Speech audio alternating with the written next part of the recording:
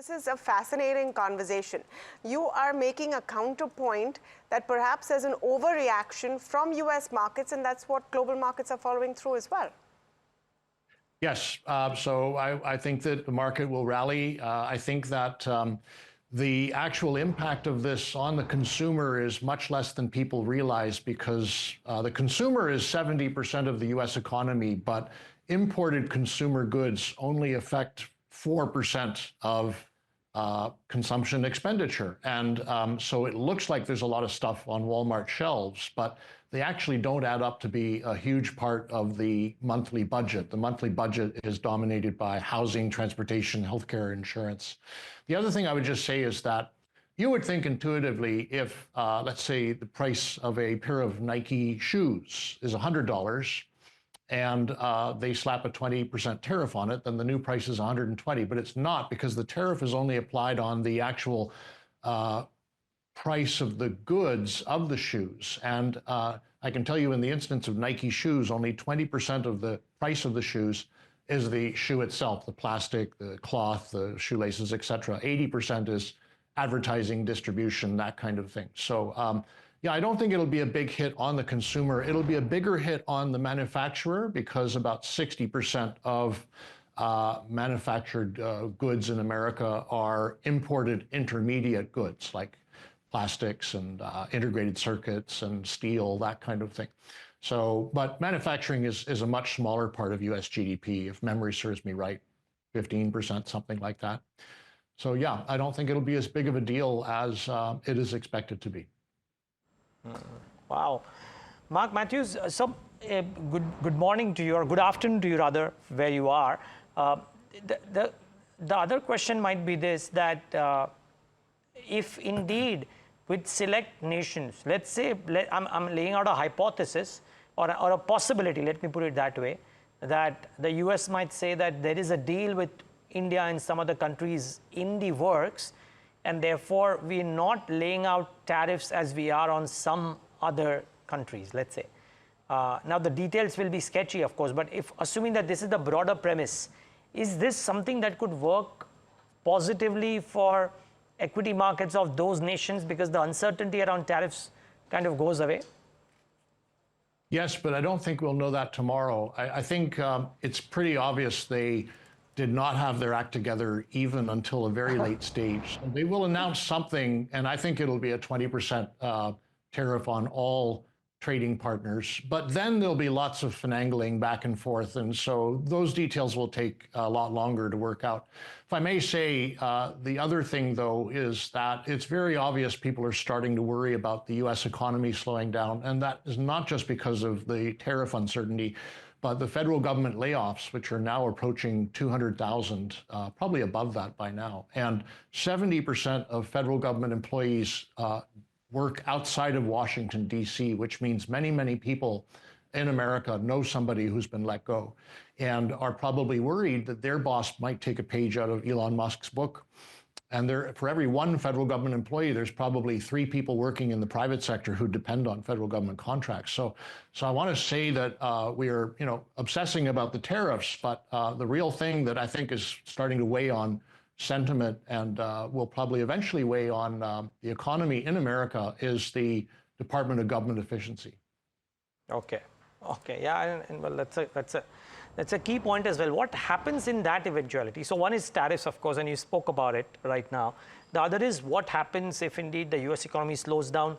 Maybe there are rate cuts, but maybe the result of that and otherwise is that there is a bit of a weakness in the dollar index per se over the course of not just the next 1 or 2 months, but let's assume that, as some people are saying, that if there's a structural weakness to the DXY. Does that augur well for select growth markets? Could we well see, Mark, a departure from the last 30, 40 years wherein the US market sneezes, but the other equity markets don't catch cold?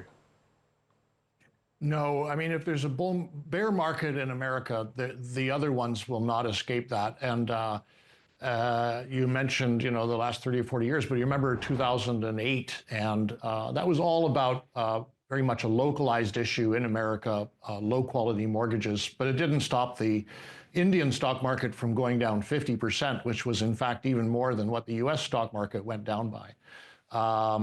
Now, there were a lot more foreigners owning Indian stocks in 2008 as a percent of the market than there are today. Nevertheless, if there's a real bear market in the US, the other ones will go down too. They might not go down as much, but if there's just a slow and steady decline of the US market, on the other hand, like we've seen so far this year, where the US market's down around 5% and the rest of the world is largely up, then I think the rest of the world could keep going up. So it depends on the magnitude of that correction in America. And I don't really know what it's going to be, but if it's just a slow and steady decline like we've had so far, it's actually good for the rest of the world. Mark, I just want to take off on what you said. You could see a recovery because the world view on what will be announced is overtly pessimistic. Now, if that recovery comes in, are we going to see a revert from the US market point of view to your big seven, your tech stocks, your AI story, or are we going to see a broader based recovery this time round? Well, I'm looking for a relief rally tomorrow. I'm not really saying that all of a sudden the US is going to turn into a bull market again. I don't think so.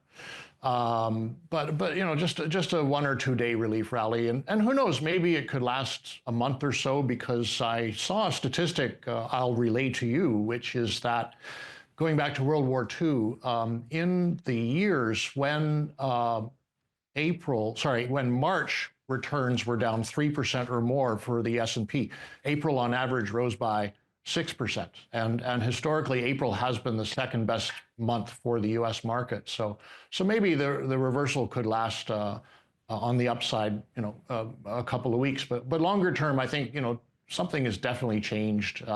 The uncertainty that the Trump administration has brought in will not go away. There's still going to be a lot of volatility. And by the way, I do think that the likelihood is above 50% that they will attack Iran when the ultimatum expires in around 40 days, which would add another layer of uncertainty to the market.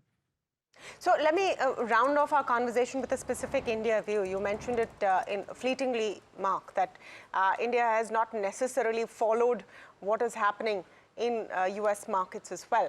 This time round, do you see the valuation concerns that we were seeing a few months ago now ease off after a fair bit of correction in Indian equity as well? Yes, I think India is back to what I would consider fair value, and I think the earnings will return to double digit next year. So I'd be perfectly happy with India. I think it'll be one of the best markets in the world over the next 12 months. This was my last question, but I have to follow up on that. India will be one of the best markets in the next 12 months. So where do you see that growth fueling from? Economy, financials, anything more specific you can add, Mark? Well, I'll just keep it short. Yeah, we like the financials. As you know, they've been private sector banks have been big laggards for the last few years, and I think they're fairly valued, and I think that the RBI seems happy with where loan deposit ratios are now, and the government seems to be wanting to encourage economic growth. So banks are the heart of any economy. I don't see why they shouldn't do well. Okay, thank you for that, Mark.